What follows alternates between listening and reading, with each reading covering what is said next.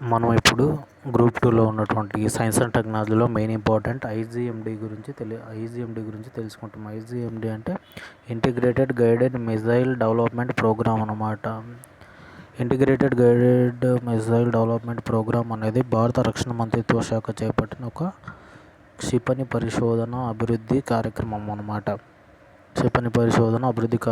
క్షిపణి సాంకేతిక రంగంలో భారతదేశంలో స్వయం సమృద్ధి సాధించడానికి ఈ గైడెడ్ మిసైల్ డెవలప్మెంట్ ఆపరేషన్ ప్రోగ్రామ్ను ప్రఖ్యాతిగాంచిన డాక్టర్ ఏపీజే అబ్దుల్ కలాం గారు రూపొందించారన్నమాట. ఈ కార్యక్రమం యొక్క సాధ్యాసాధ్యాలు అంచనా వేయడానికి defence research and development laboratory director అయినటువంటి కలాం క్షిపణి అధ్యయన బృందాన్ని ఏర్పాటు చేసే నాయకత్వం వహించారన్నమాట. ఈ బృందంలో defence research and development organisation, army వాళ్ళు, నేవీ వాళ్ళు, వైమానిక దళం,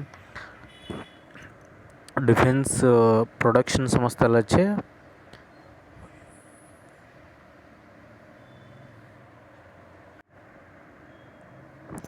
ఇక్కడ రక్షణ దళాల అవసరాలను దృష్టిలో ఉంచుకొని వివిధ రకాల క్షిపణులు అధ్యయనం చేసి 5 క్షిపణుల వ్యవస్థల అభివృద్ధి చేయాలని ఈ బృందం సిఫారసు చేసింది.